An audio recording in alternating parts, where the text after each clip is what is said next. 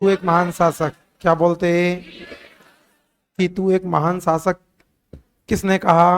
मुनौत Nancy. किसने कहा? मुनौत Nancy को क्या बोलते? राजपुताने का अबुल फजल, क्या बोलते?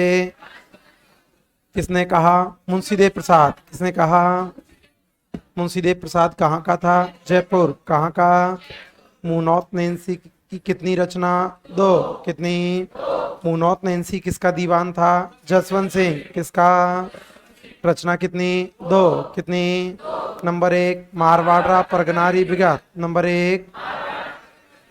नंबर दो मुनौत नैंसी ख्यात, नंबर दो मारवाड़ा परगनारी बिगत को क्या बोलते? राजस्थान का गजेटियर, क्या बोलते? जालौर दुर्ग का निर्माण किसने करवाया? नागभट्ट प्रथम। किसने? परकोटा किसने? समर सिंह। परकोटा उदय सिंह कितने के समकालीन था? सात। कितने? आक्रमण किसने किया? इल्तुतमिश। किसने किया? और किसने किया? नासरुद्दीन महमूद। किसने किया? किसके समय पर आक्रमण नहीं हुए? चाचिक देव। किसके समय पर? कानड़ देव चौहान के समकालीन दिल्ली का शासक कौन था? अलाउद्दीन खिलजी। कौन था? आक्रमण कब किया? 1305। कब किया? दोनों के बीच क्या हुई? संधि। क्या हुई? कानड़ देव चौहान का बेटा कौन? बीरमदेव। बेटा कौन? किसके दरबार में रहेगा? अलाउद्दीन खिलजी। किसके दरबार में? एक एक की बेटी कौन थी? फिरोजा। बेटी कौन? मोहब्बत किससे? बीरमदेव। मोहब्बत किससे? बीरमदेव किसके पास आ गया? कानड़ देव चौहान। किसके पास? अलाउद्दीन खिलजी ने आक्रमण कब किया? 1308। कब किया? रास्ते में कौन सा दुर्ग है? सिवाना दुर्ग। कौन सा? सिवाना कहाँ पर? बालोतरा। कहाँ पर? स्थापना किसने की? वीर नारायण पवार चौधरी। स्थापना किसने की? वीर नारायण पवार। किसने की? मारवाड़ के राजाओं की शरण स्थली सिवाना दुर्ग। शरण स्थली जालौर की कुंजी। जालौर की कुंजी। शेर राजस्थान कौन है? जयनारायण व्यास। कौन है? कौन से दुर्ग में? सिवाना। कौन से में? सिवाना का राजा कौन था? शीतल देव चौहान। कौन था? भावल गौमांस किसने मिलाया? भावला। किसने? लड़ता हुआ कौन मारा गया? शीतल देव चौहान। कौन मारा गया? जौहर किसने? मैनादे। जौहर किसने? सिवाना का कौन सा शाखा? पहला। कौन सा? अलाउद्दीन खिलजी सिवाना का नाम बदल के खैराबाद। नाम बदल के, शायद मैं आपको यहां तक पढ़ा के गया, लिखाया थोड़ी यहां तक। ठीक है,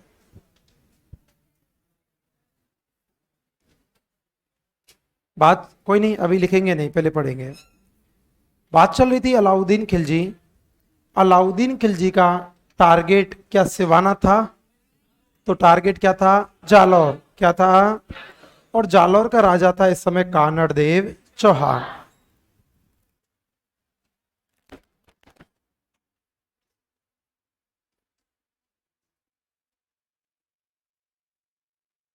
जालौर का शासक था कानड़ देव चौहान।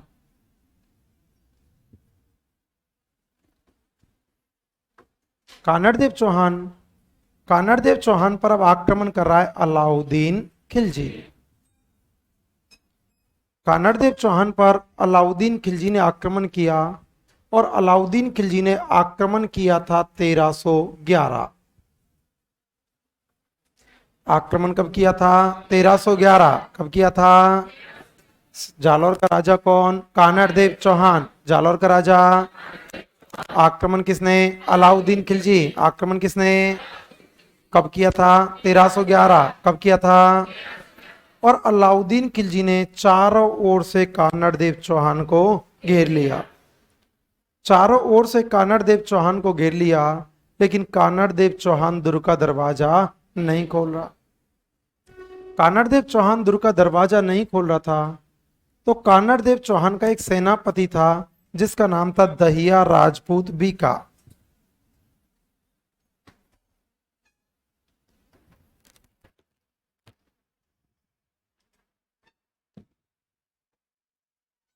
कानड़ देव चौहान का सेनापति था दहिया राजपूत बीका। आप चाहो तो दहिया बीका भी बोल सकते हो। सेनापति था बीका। अलाउद्दीन खिलजी बीका को बोलता है कि बीका, तू मुझे जालौर जितवा दे, बीका तू मुझे जालौर जितवा दे, यदि जालौर जितवा दिया ना तो मैं तुझे यहाँ का राजा बना के चला जाऊंगा।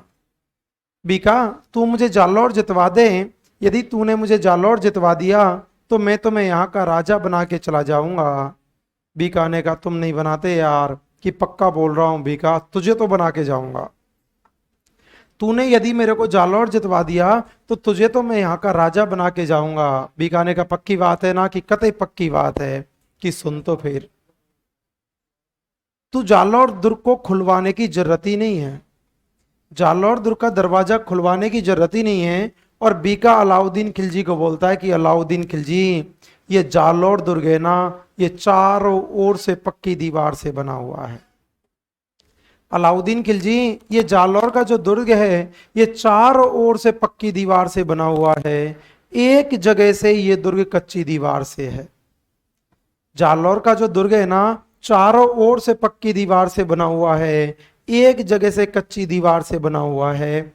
एक काम कर, कानड़देव चौहान गेट खोले तो ठीक, नहीं खोले तो ठीक, तू तो कच्ची दीवार पे से आक्रमण कर दे। गुप्त रास्ता किसने बता दिया? बीका ने। किसको बताया? अलाउद्दीन खिलजी। अलाउद्दीन खिलजी बोलता है कि बीका बावड़ा है क्या, इतना बड़ा दुर्ग है, कैसे पता चलेगा कहां से दीवार कच्ची है कहां से पक्की है? इतना बड़ा दुर्ग है, कैसे पता चलेगा कहां से दीवार कच्ची है कहां से पक्की है? कि देख वो तरीका भी बता रहा हूं। कि बता। कि एक हाथ में तो ले ले पानी की नली और एक हाथ में ले ले राई। राई जानते हैं? सरसों, सरसों से छोटी आती है। कि एक हाथ में तो ले ले पानी की नली और एक हाथ में ले ले राई। पानी की नली से दीवार को गीला करता चल और राई के छपाटे मारता चल। पानी की नली से दीवार को गीला करता चल और राई के छपाटे मारता चल। जहां पर दीवार कच्ची होगी वहां पर राई चिपक जाएगी और जहां दीवार पक्की हुई वहां पर राई नहीं चिपकेगी। अरे इस दीवार है, इसको आप कितना ही गीला कर लो, कितनी राई मार लो, राई चिपकेगी क्या? नहीं। लेकिन यही दीवार यदि मिट्टी की हुई, मिट्टी की दीवार कच्ची दीवार हुई तो जैसे ही वो गीली होगी और उस मिट्टी की दीवार पर राई चिपक जाएगी।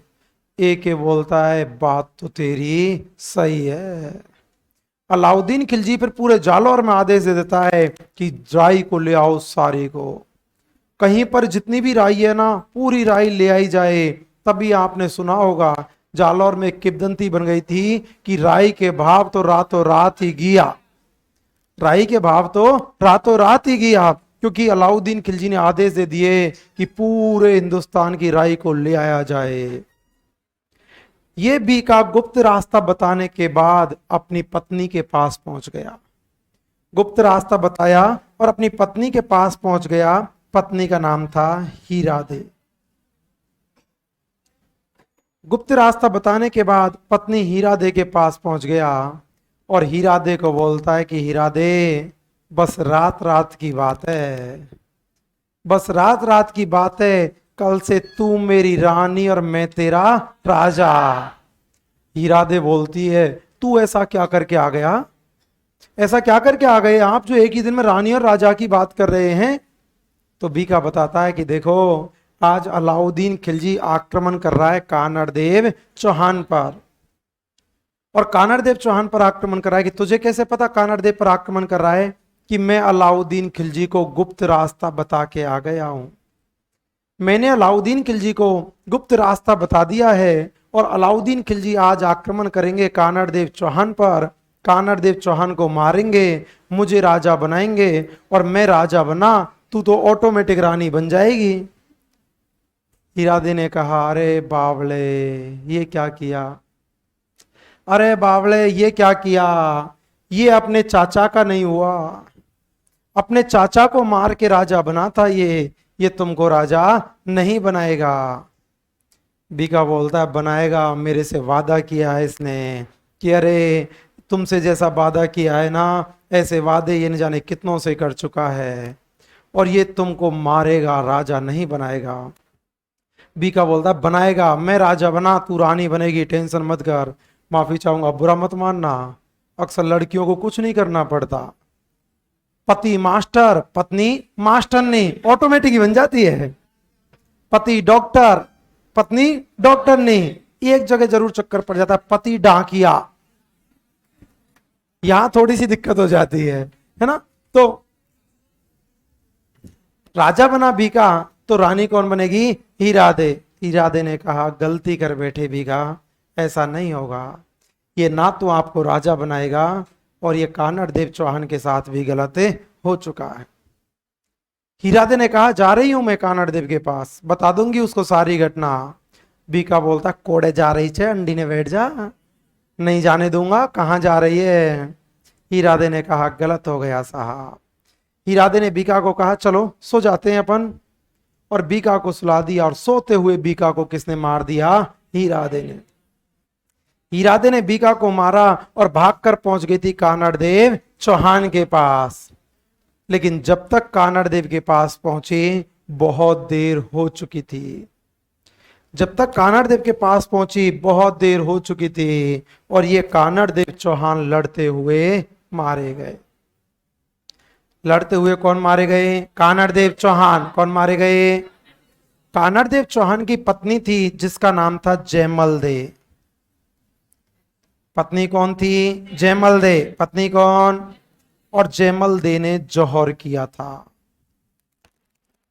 जौहर किसने किया? जयमल दे। जौहर किसने? राजा कौन था? कानड़ देव चौहान। राजा कौन? आक्रमण किसने? अलाउद्दीन खिलजी। आक्रमण किसने कब किया था? 1311। कब किया था? गुप्त रास्ता किसने बताया? बीका। किसने? बीका को किसने मारा? हीरादे। बीका को लड़ता हुआ कौन मारा गया? कानड़ देव चौहान। कौन मारा गया? पत्नी कौन थी? जयमल दे। पत्नी कौन? जौहर किसने किया? जयमल दे। जौहर किसने? अब आप मुझे बताइएगा, अलाउद्दीन खिलजी का टारगेट कानड़ देव था क्या? कानड़ देव था क्या? तो कौन था? बीरमदेव। बीरमदेव तो फिरोजा की रिक्वायरमेंट थी कि मुझे बीरम चाहिए और जिंदा चाहिए। अब एक एक की सेना सबके साथ युद्ध कर रही है, लेकिन बीरमदेव के साथ युद्ध नहीं कर रही। एक एक की सेना सबके साथ युद्ध कर रही है, लेकिन बीरम के साथ युद्ध नहीं कर रही। बीरम का खोपड़ा खराब कि यार ये कोई ना कोई चक्कर है, कोई ना कोई चक्कर है, ये सबके साथ युद्ध कर रहे हैं, मेरे साथ युद्ध नहीं कर रहे, कोई ना कोई मामला हुआ करता है। अब बीरम वहां से निकल लिए। बीरम निकल लिए। अब आगे आगे बीरम, पीछे पीछे के की सेना, आगे आगे बीरम, पीछे पीछे के की सेना। बीरम देव ने देखा कोई ना कोई मामला हुआ करता है, और ये बीरम देव अपनी कुलदेवी के यहां पहुंच गए थे। कुलदेवी का नाम था आशापुरा माता। कुलदेवी कौन सी? आशापुरा माता। और आशापुरा माता के मंदिर में बीरम देव ने आत्महत्या कर ली। आत्महत्या किसने कर ली थी? बीरम देव। लड़ते हुए कौन मारे? कानड़ देव चौहान। आक्रमण किसने? अलाउद्दीन खिलजी। आक्रमण किसने कब किया था? 1311। कब किया था? गुप्त रास्ता किसने बताया? बीका। किसने? बीका को किसने मारा? हीरादे। किसने? लड़ते हुए कौन मारे गए? कानड़ देव चौहान। कौन मारे गए? जौहर किसने? जयमल दे। जौहर किसने? और यह जालौर का पहला साका था। जालौर का कौन सा साका? पहला।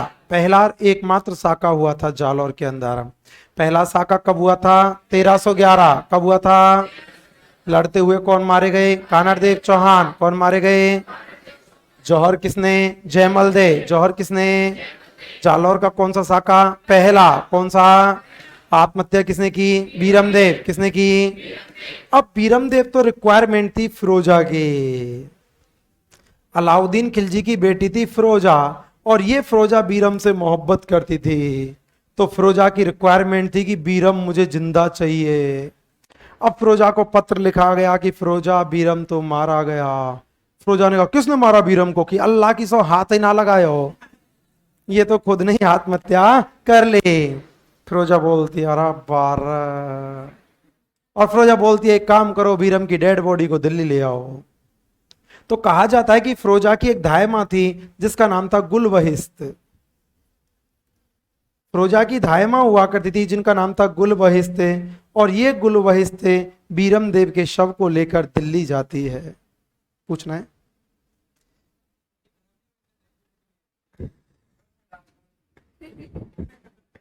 गुलबहिस्ते बीरम देव के सबको गर्दन को लेके दिल्ली जाती है।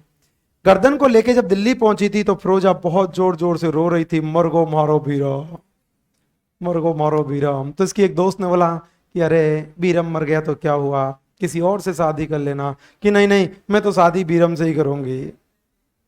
तो ये जोर से रो रही तो फिर किसी के इस दोस्त ने एक इसको आइडिया दिया कि एक काम कर, बीरम मर गया तो तू भी मर जा, बीरम मर गया तो तू भी मर जा, ऊपर जाके शादी कर लेना, माफी चाहूंगा, बुरा मत मानना, इतना ही दिमाग होता है।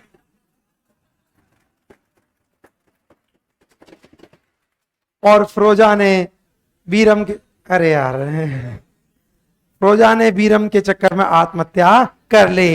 इधर से कौन मारी गई? फिरोजा। बुरा मत मानना, ये मैं फिरोजा की बात कर रहा हूं यार, तुम यार मैं नहीं पढ़ा रहा रे यार ऐसे।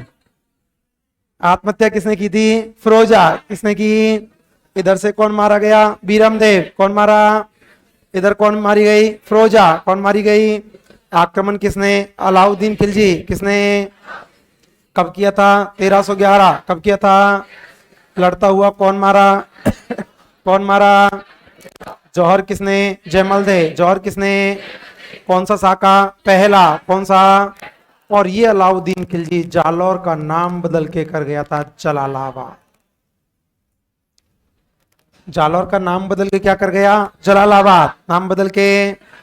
कब की बात है? 1311। कब की बात है? गुप्त रास्ता किसने बताया? बीका। किसने? बीका को किसने मारा? इरादे। किसने? जौहर। किसने? जयमल दे। जौहर किसने? आत्महत्या बीरम दे। आत्महत्या बीरम के चक्कर में कौन मारी? फिरोजा। कौन मारी गई? फिरोजा ने आत्महत्या कर ली यमुना में कूद के। आगे जगह स्थापत्य कला पढ़ेंगे तब पढ़ेंगे कि इस फिरोजा की याद में जालौर में आज भी मकबरा बनाया गया था, जिसके अंदर मस्जिद भी हुआ करती है, जिसे फिरोजा मस्जिद के नाम से भी जाना जाता है। जालौर दुर्ग के अंदर तोप मस्जिद भी हुआ करती है, तोप मस्जिद को अलाई दरवाजा के नाम से भी जाना जाता है। आगे देखेंगे। अभी ये तो कारण वो बताया था मैंने आपको जो पसंद आता है, इसके कारण और भी कई हुआ करते थे। अलाउद्दीन खिलजी ने जालौर पर आक्रमण क्यों किया? जालौर पर आक्रमण करने का और क्या कारण हुआ करता है? जालौर पर आक्रमण करने का एक कारण हुआ करता है अलाउद्दीन खिलजी की नीति कौन सी? साम्राज्यवादी नीति। अलाउद्दीन खिलजी की नीति थी साम्राज्यवादी नीति, और साम्राज्यवादी नीति का मतलब है साम्राज्य का विस्तार करना। और इसी साम्राज्यवादी नीति के दौरान अलाउद्दीन खिलजी ने आक्रमण किया। अलाउद्दीन खिलजी अपने साम्राज्य का विस्तार करना चाहता था, तो आक्रमण करने का एक कारण साम्राज्यवादी नीति भी बताया जाता है। और क्या कारण है? दूसरा कारण बताया जाता है कि अलाउद्दीन खिलजी की सेना एक बार गुजरात अभियान के लिए गई थी। अलाउद्दीन खिलजी की सेना गुजरात अभियान के लिए गई थी, और जब गुजरात अभियान के लिए जा रही थी, वापस आ रही थी, तो कानड़देव चौहान ने कहा टैक्स दे। कानड़देव चौहान ने इसका रास्ता रोक लिया था। अलाउद्दीन खिलजी की सेना का रास्ता रोका और सेना से रास्ता मांगा था। अलाउद्दीन खिलजी की सेना से रास्ता रोका और टैक्स मांगा था। ये अलाउद्दीन खिलजी के स्वाभिमान के थोड़ा सा खिलाफ था। तो कहा जाता है कि आक्रमण करने का दूसरा कारण था रास्ता रोकना। और भी कोई कारण है क्या? हाँ, एक कारण और भी बताया गया है। अलाउद्दीन खिलजी ने एक बार दिल्ली दरबार बुलाया था। अलाउद्दीन खिलजी ने दिल्ली दरबार बुलाया, और उस दिल्ली दरबार में कानड़देव चौहान ने भी भाग लिया। दिल्ली दरबार बुलाया, दिल्ली दरबार में कानड़देव चौहान ने भी भाग लिया, और अलाउद्दीन खिलजी ने उस दरबार में राजपूत शासकों के लिए अभद्र शब्दों का प्रयोग किया था। सम्मान सूचक शब्द नहीं बोले, ऊटपटांग शब्दों का प्रयोग किया था। तो भरे दरबार में अलाउद्दीन खिलजी के में कानड़देव चौहान अलाउद्दीन खिलजी को धमकी दे के आ गया था। अलाउद्दीन खिलजी के घर पे अलाउद्दीन खिलजी को धमकी दी गई थी। अलाउद्दीन खिलजी उस समय तो कुछ नहीं कर पाया, लेकिन बाद में उसके दिमाग में बेइज्जती फील हुई थी कि मेरे घर में आके मेरे को धमकी दी गई है। और कहा जाता है कि आक्रमण करने का तीसरा कारण चेतावनी था, चुनौती था, क्योंकि कानड़देव चौहान अलाउद्दीन खिलजी के दरबार में अलाउद्दीन खिलजी को युद्ध की चुनौती दे के आया था, युद्ध की धमकी दे के आया था। तो तीसरा कारण क्या था? चुनौती। और चौथा कारण तो हुआ करती थी कौन? फिरोजा। कौन थी? मोहब्बत किससे? बीरमदेव। गुरुजी ये कारण बढ़िया लगा हमको तो, ये फिरोजा बीरमदेव वाला थोड़ा सा ठीक था। युद्ध की कई नीतियां हुआ करती हैं। तो पहला कारण कौन सा था? साम्राज्यवादी नीति, पहला कारण। दूसरा कारण रास्ता, दूसरा कारण। तीसरा कारण चुनौती, तीसरा कारण। बात आती है कि कानड़देव चौहान के बारे में जानकारी कहां से मिलती है। तो कानड़देव चौहान की जानकारी दो पुस्तकों से मिलती है।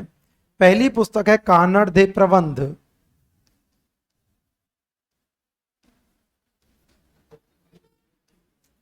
कानड़देव प्रबंध पहली पुस्तक कौन सी? कानड़देव प्रबंध पहली कौन सी? और दूसरी पुस्तक हुआ करती है बीरमदेव सोनगरारी बात।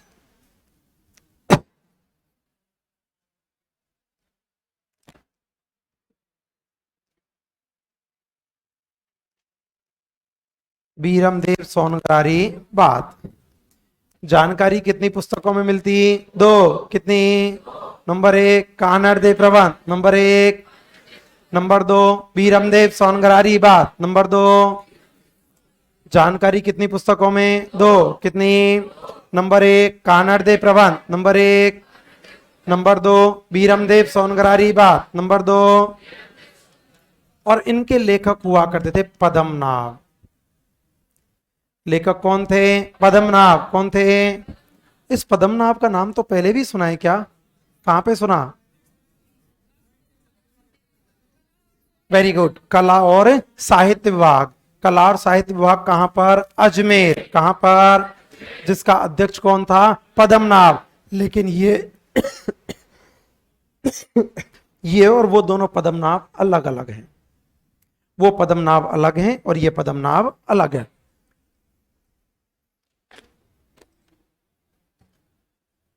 कानड़देव चौहान की जानकारी कितने ग्रंथों में? दो। कितने? नंबर एक कानड़देव प्रबंध, नंबर एक। नंबर दो बीरमदेव सोनगरारी बात, नंबर दो। अध्यक्ष कौन थे? पद्मनाभ। अध्यक्ष कौन थे? राजा कौन था? कानड़देव चौहान। राजा कौन? आक्रमण किसने? अलाउद्दीन खिलजी। आक्रमण किसने? कब किया था? 1311। कब किया था? सेनापति कौन? बीका। सेनापति। गुप्त रास्ता किसने बताया? बीका। किसने मारा? हीरादे। किसने? लड़ते हुए कौन मारे गए? कानड़देव चौहान। कौन मारे गए?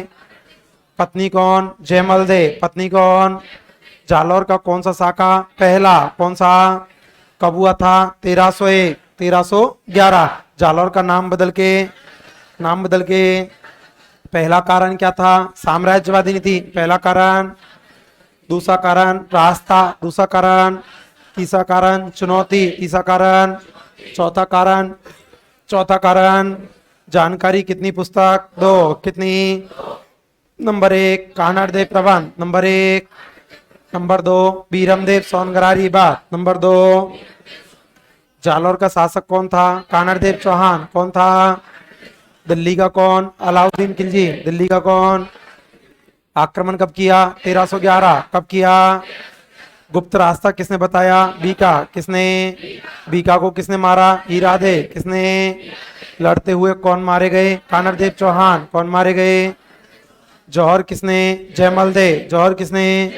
जालौर का कौन सा साका? पहला। कौन सा? कब हुआ था?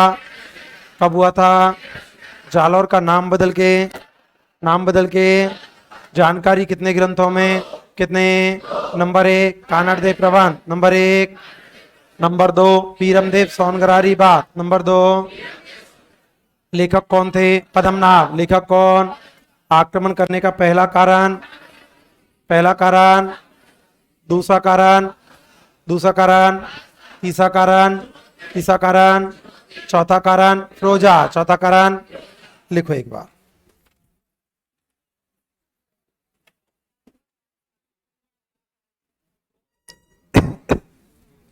अभी बाकी है इसमें थोड़ा सा। अभी रणथंभौर में बच रहा है, लिखना है रणथंभौर में ही।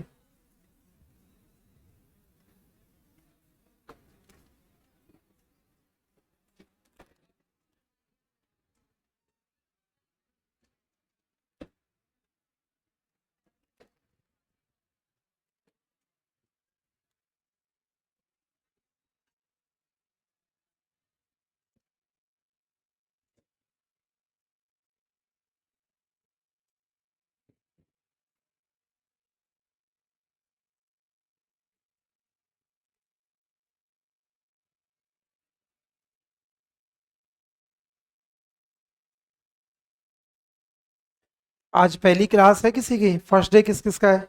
तो आप अभी मत लिखना, आप हेडिंग डालना जालौर के चौहान, उसके बाद लिखना। ये 4-5 लाइन लिखा देता हूँ पहले मैं।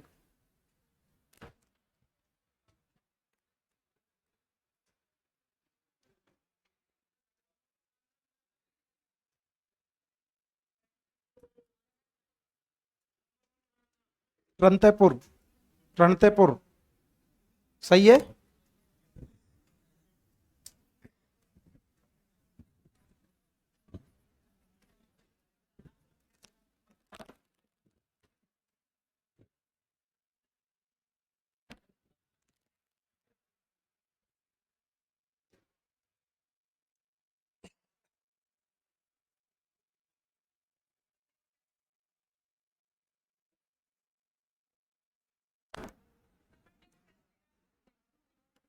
मुझे, मैं बोलूँ, कैसे बोलूँ? ऐसे कह दूँ उनको, वो ले लेंगे फिर। चलो मैं बात करता हूँ।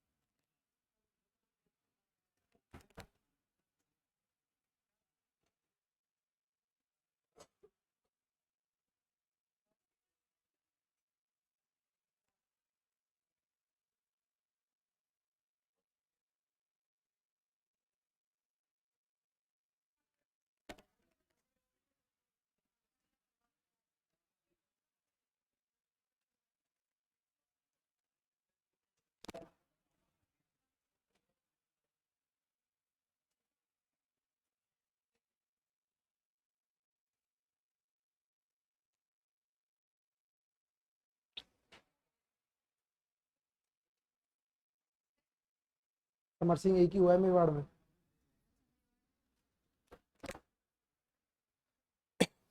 ये मेवाड़ वाला।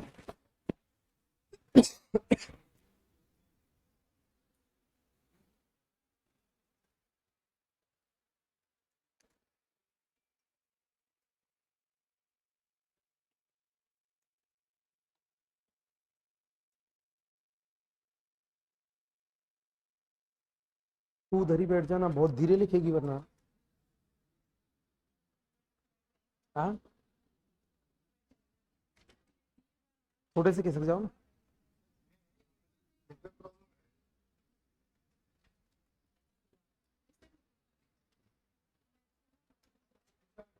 इस बैग को हटा, बैग हटा, इसको बेंच पर रख। अब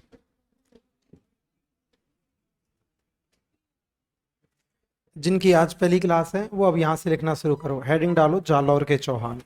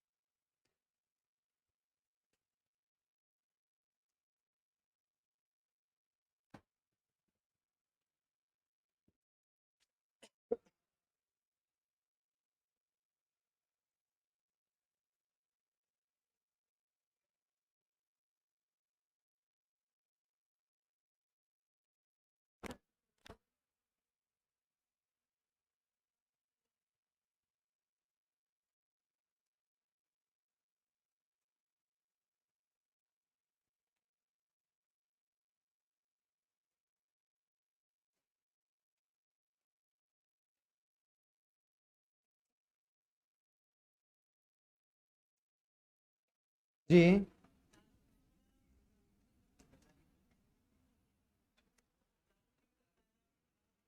चालुक्यों का जालौर पर अधिकार नहीं रहा था। अग्निकुंड से 4 हुए थे, प्रतिहार, परमार, चालुक और चौहान। अजमेर पे नहीं, जालौर पे नहीं।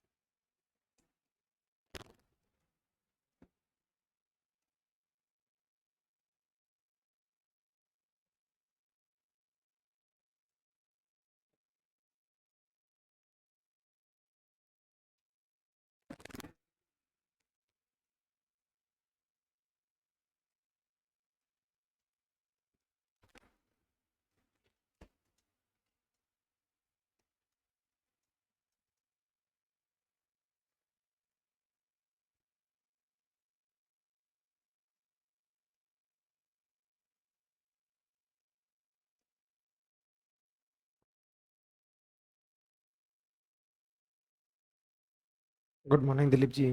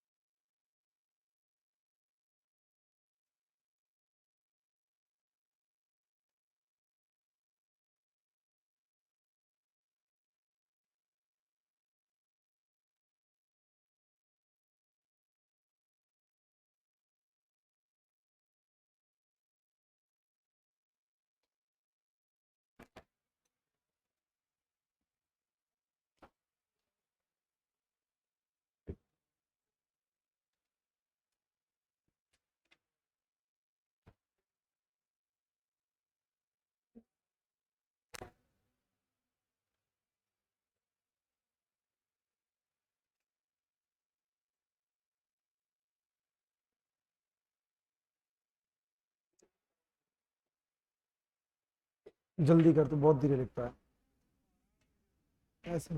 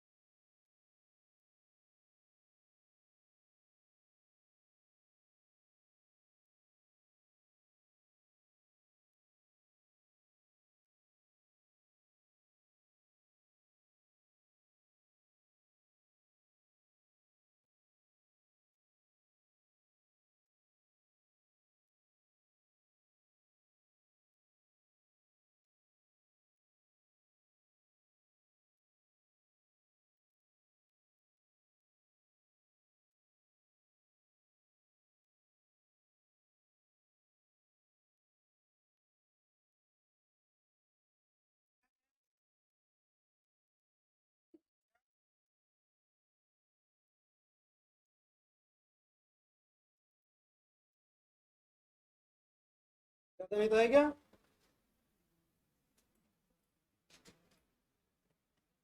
कोई नहीं है नीचे?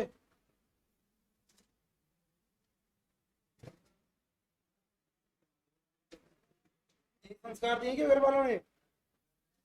तो किसने बोला? अच्छा।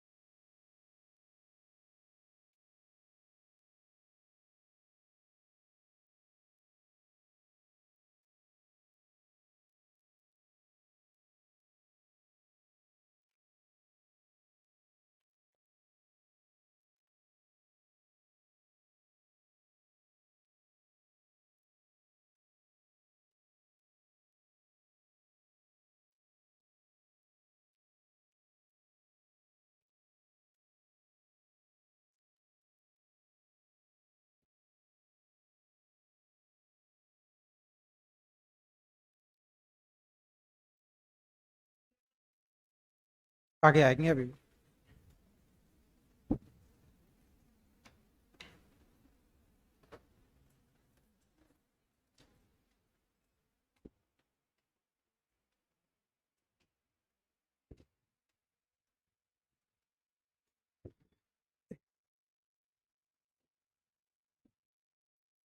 रफ कॉफी बनाओ,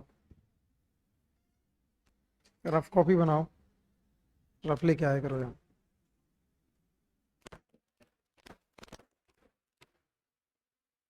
बोल, बंद करो कॉपी, जो लिख रहे हैं वो थोड़ा जल्दी करो।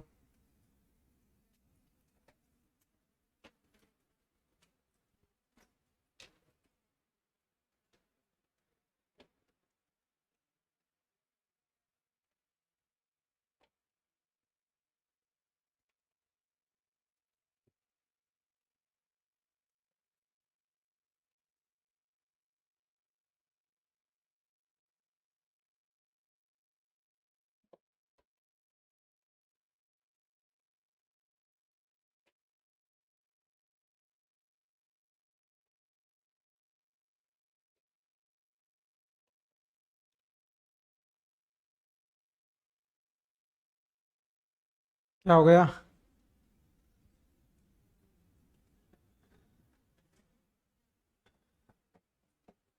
क्या बदमाशी कर रहे हो, कैसी कैसी आवाजें निकाल रहे हो?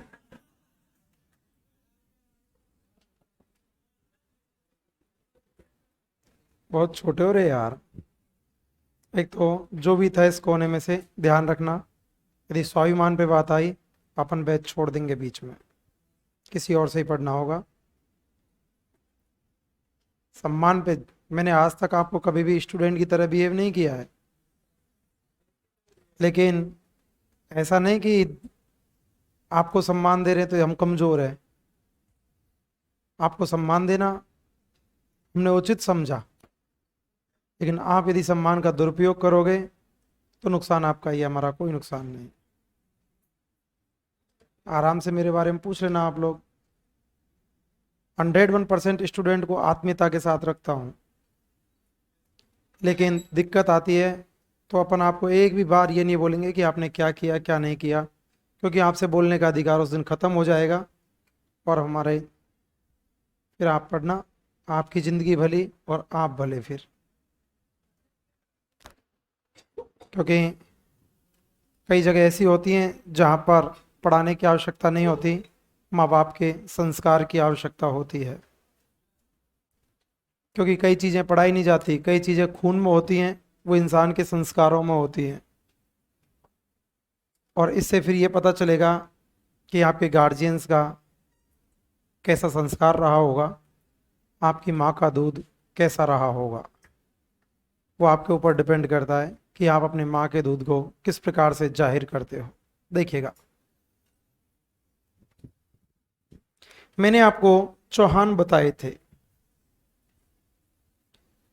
मैंने आपको सांभर के चौहान बताए थे, अजमेर के चौहान बताए थे, रणथंभौर के बताए थे, सिवाना के बताए हैं, सिवाना के आधे ही हैं अभी, और जालौर के बताए हैं। ये मैंने जो आपको 5 शाखाएं बताई थी, इनमें से एक भी रियासत नहीं थी। राजस्थान में कुल 19 रियासतें थी। अलवर, भरतपुर, करौली, धौलपुर, बांसवाड़ा, बूंदी, झालावाड़, डूंगरपुर, किशनगढ़, कोटा, प्रतापगढ़, शाहपुरा, टोंक, उदयपुर, जयपुर, जोधपुर, जैसलमेर, बीकानेर और सिरोही। एक भी नाम इनमें से आया क्या?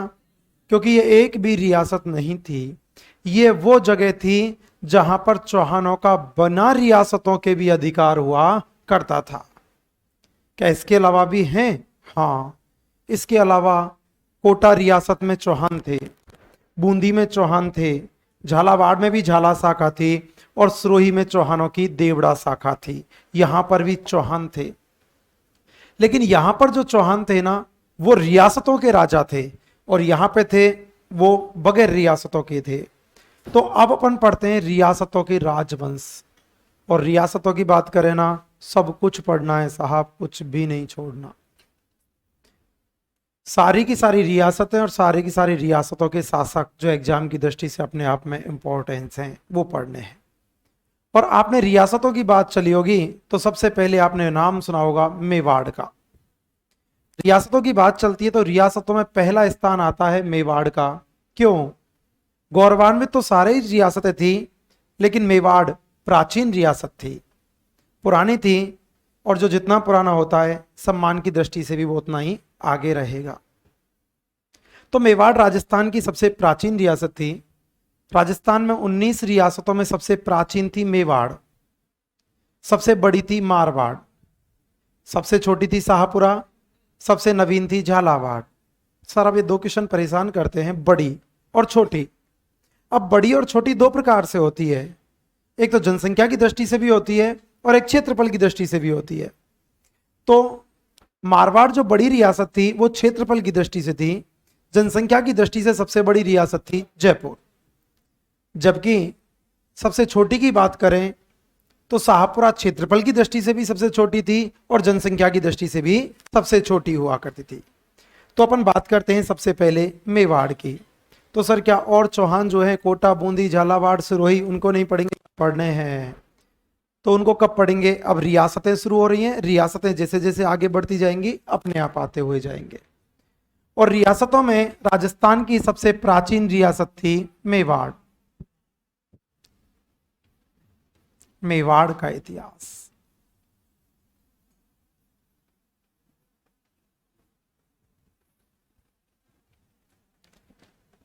मेवाड़ का प्राचीन नाम हुआ करता था शिवी।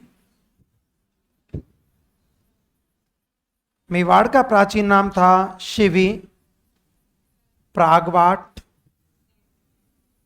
मेदपाट।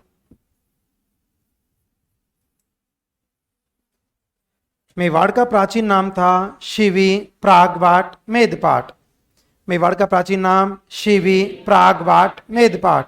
मेवाड़ का प्राचीन नाम शिवी, प्रागवाट, मेदपाट।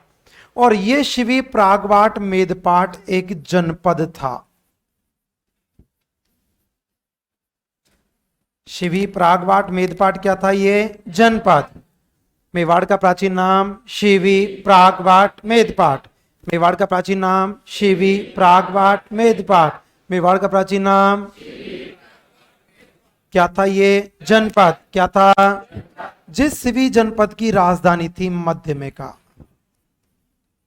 राजधानी क्या थी? मध्यमिका। राजधानी जिसका वर्तमान नाम है नगरी। वर्तमान नाम क्या है? नगरी। वर्तमान नाम मेवाड़ का प्राचीन नाम शिवी, प्रागवाट, मेदपाट। मेवाड़ का प्राचीन नाम क्या था? ये जनपद। क्या था? राजधानी मध्यमिका। राजधानी वर्तमान नाम नगरी। वर्तमान नाम। आज सैटरडे है, कल का हो सकता है आपका ब्रेक रहेगा ही शायद। आज आप नहीं है? ठीक है, रहे चाहे नहीं रहे, आज आपको एक काम करना है। एक आध पन्ना तो छोड़ देती लोबिन बहन, एक भी पन्ना नहीं छोड़ा, पक्की लोबिन है। आज आपको शाम को सिलेबस निकालना है अपना एसआई का। ठीक है, आप लोभी हो तो उसको फाड़ लेना। कैसे फाड़ना है? हिस्ट्री की कॉपी जहां बना रखी है उसके पहले पेज पर ही हिस्ट्री का सिलेबस चिपका लेना। इतिहास की नेट से निकालना। और कहां से निकालेगा? चिपकाएंगे कैसे? गोंद से चिपकाना है।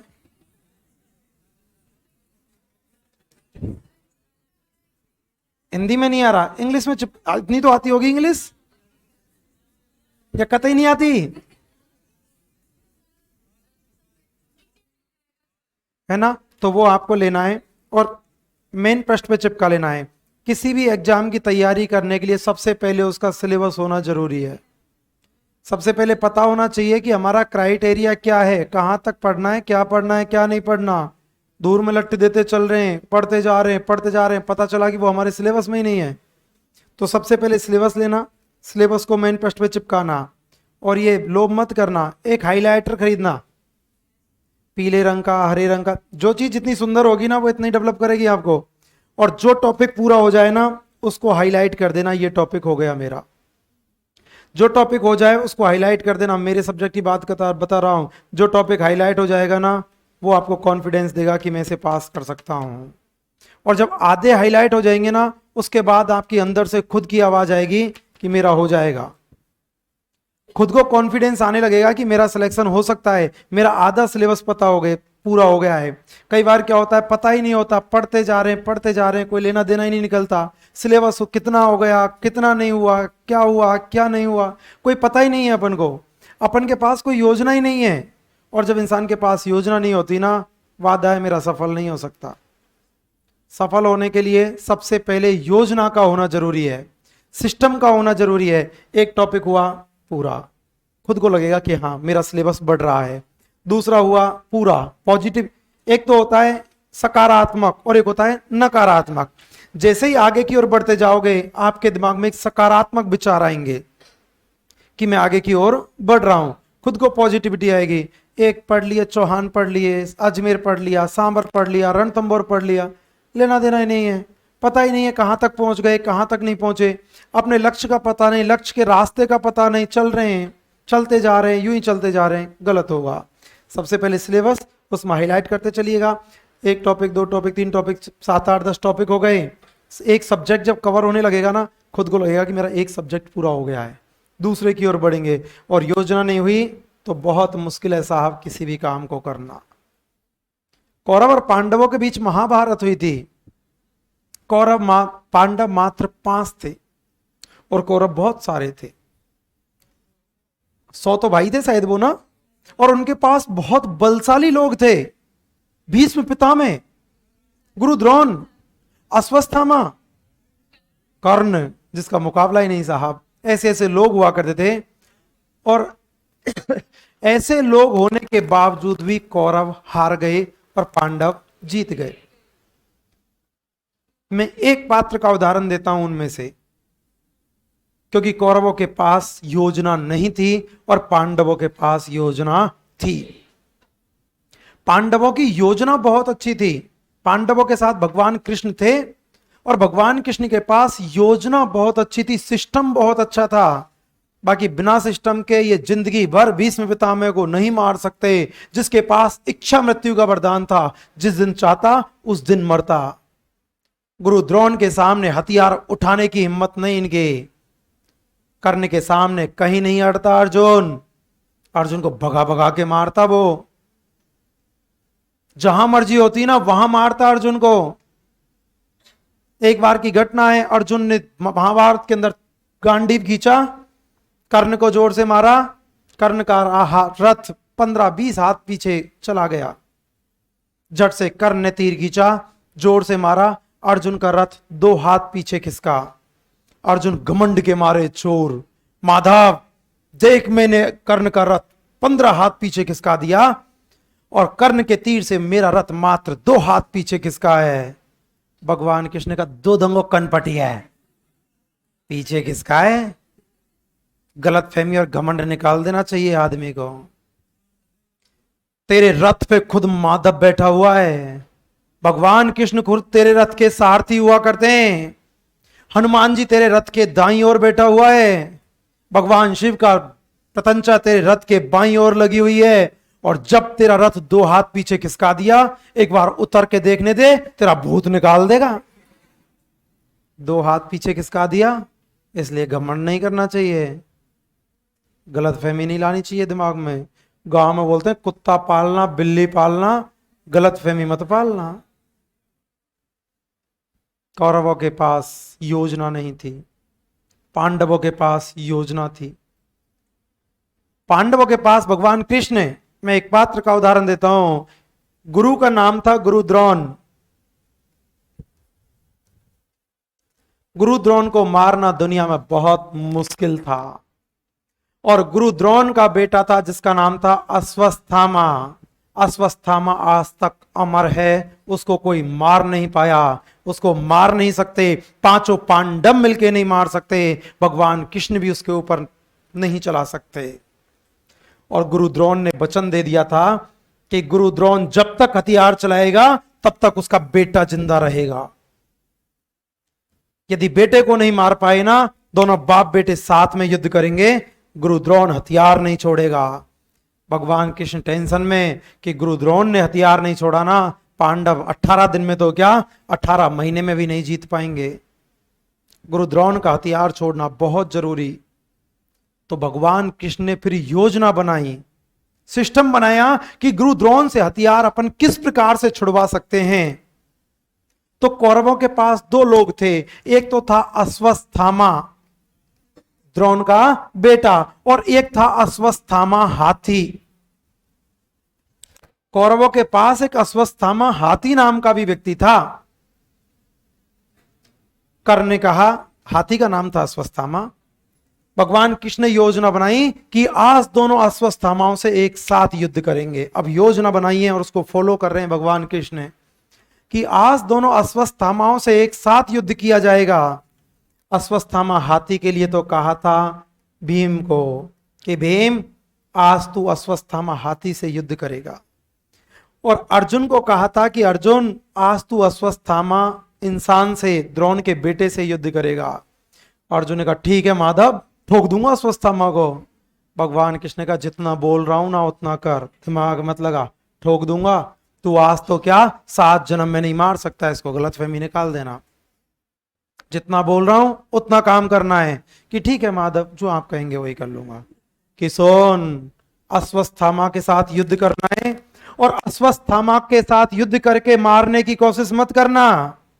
युद्ध कर, जैसे ही अश्वत्थामा तेरे ऊपर तीर चलाए पीछे खिसक जा, अश्वत्थामा फिर चलाए पीछे खिसक जा, अश्वत्थामा तीर चलाए पीछे खिसक जा, और अश्वत्थामा को इतना दूर ले जा, इतना दूर ले जा कि शाम तक अश्वत्थामा वापस नहीं लौट पाए।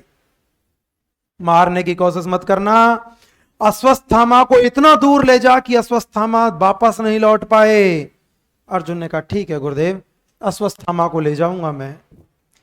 इधर भीम को बोला कि भीम तू इस अश्वत्थामा हाथी को मारेगा, और हाथी को मारने के बाद जोर जोर से चिल्लाएगा अश्वत्थामा मारा गया, अश्वत्थामा मारा गया। भीम ने कहा मार दूंगा, और भीम ने हाथी को मार दिया और जोर जोर से चिल्लाया अश्वत्थामा मारा गया, अश्वत्थामा मारा गया। गुरु द्रोण के कानों में आवाज आई। गुरु द्रोण ने कहा इनके बस की है क्या अश्वत्थामा को मारने की, झूठ बोल रहा है, भीम है ये तो कुछ भी बोल सकता है। गुरु द्रोण ने कहा नहीं मार सकते। भगवान कृष्ण गुरु द्रोण के पास आए कि गुरुदेव अश्वत्थामा मारा गया। भगवान कृष्ण ने कहा कौन बोला? गुरु द्रोण ने कहा किसने कहा? कि भीम ने। कि भीम की बातों पे विश्वास करूं कि मैं बोल रहा हूं? कि कान्हा तेरी बातों पे विश्वास कर लिया ना तो महाभारत आज ही खत्म हो जाए।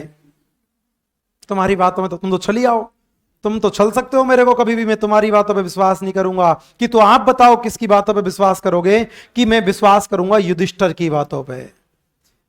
युधिष्ठिर बहुत बड़ा नीति योग्य व्यक्ति था कि यदि युधिष्ठिर ने बोल दिया ना कि अश्वत्थामा मारा गया तो मैं मान लूंगा कि अश्वत्थामा मारा गया। भगवान कृष्ण ने युधिष्ठिर को कहा कि युधिष्ठिर चल बोल दे गुरु द्रोण को कि अश्वत्थामा मारा गया। युधिष्ठिर ने कहा कान्हा माधव, चारों भाइयों की अर्थी को कंधा देने के लिए युधिष्ठिर तैयार है, लेकिन युधिष्ठिर झूठ नहीं बोलेगा। पांचों भाई यदि रणभूमि में मारे जाते ना तो भी युधिष्ठिर मंजूर है, पांचों भाइयों की लाश रखने को तैयार है युधिष्ठिर, चारों भाइयों की लाश, लेकिन युधिष्ठिर झूठ नहीं बोलेगा माधव। भगवान कृष्ण ने कहा कौन के पाले पड़ गो यार। अब युधिष्ठिर जब तक झूठ नहीं बोले तब तक गुरु द्रोण माने नहीं कि अश्वत्थामा मारा गया। तो भगवान कृष्ण ने युधिष्ठिर को कहा कि युधिष्ठिर अश्वत्थामा हाथी मारा गया? कि हाँ हाथी मारा गया। कि तू ये तो बोल सकता है ना गुरु द्रोण को कि गुरुजी अश्वत्थामा मारा गया लेकिन नर नहीं कुंज, मतलब अश्वत्थामा मारा गया, जो अश्वत्थामा मारा गया वो मानव नहीं था, हाथी था।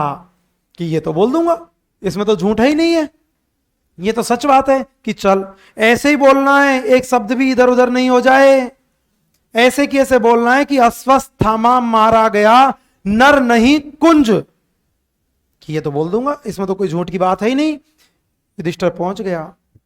भगवान कृष्ण बोल रहे हैं कि ऐसे ही बोलना है कि अश्वत्थामा मारा गया नर नहीं कुंज। युधिष्ठिर ने कहा ठीक है माधव, बोल देगा अश्वत्थामा मारा गया नर नहीं कुंज। गुरु द्रोण के पास अश्वत्थामा पहुंच गए, गुरु द्रोण के पास भगवान कृष्ण पहुंच गए और गुरु द्रोण से आमना सामना करवाते हैं और बोलते हैं। युधिष्ठिर बोलता है अब गुरु जी को कि गुरुदेव अश्वत्थामा मारा गया।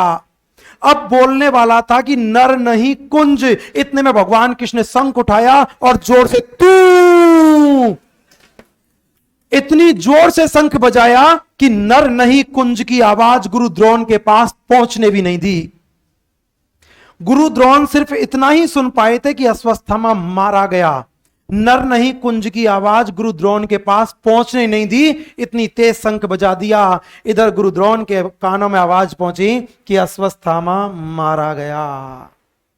इधर युधिष्ठिर ने भी अपना काम कर दिया, इसने तो पूरा बोला, अब गुरुजी ने नहीं सुना तो इसकी क्या गलती है। और गुरुजी ने जब सुना कि अश्वत्थामा मारा गया, उसी दिन गुरुजी ने सौगंध खा ली कि आज के बाद गुरु द्रोण कभी हथियार नहीं चलाएगा।